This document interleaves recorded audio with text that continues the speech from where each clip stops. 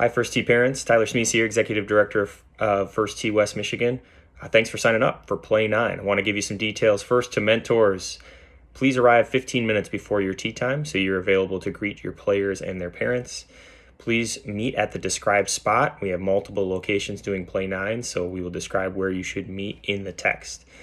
If the golf course is willing to offer a cart, please take it. Up to 3 kids can ride inside the cart with you, 2 inside and 1 on the back. And then if you have 4 players, you can rotate a designated runner each hole and rotate that every hole unless you've got a student that likes to run. If you have less than 4, then you can all hop in the cart.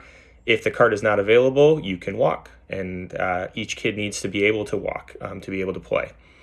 We are doing a format called Operation 36. Google it if you have any questions about it, but it means kids will be playing from an age-appropriate distance with the goal and objective of shooting 36 on 9 holes. That means they're going to be starting pretty close to the green for many of them, and then working their way back if they're more advanced players. You have 3 goals as a mentor when you're out there. Number 1, safety, keeping kids in the right spot, standing in the right spot, away from golf clubs swinging, away from balls flying. That is your number 1 objective as a mentor out there. Number 2 is pace of play. You must keep up with the pace of play ahead of you. These golf courses are offering tee times to us, so if there are other players, please keep up with them.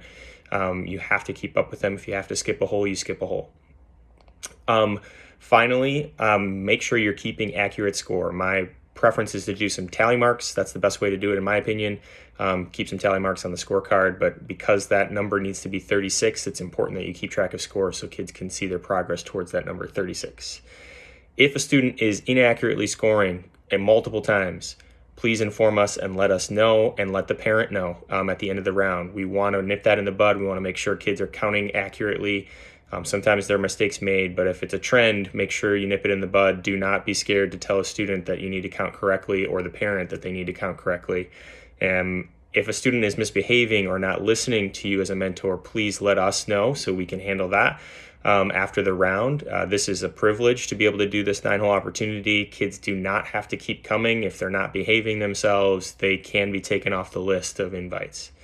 Finally, you as the mentor, make the call from a weather perspective, no, go, or go. So I recommend trying to make that call at least an hour in advance. There are going to be some days that thunderstorms are potentially in the forecast.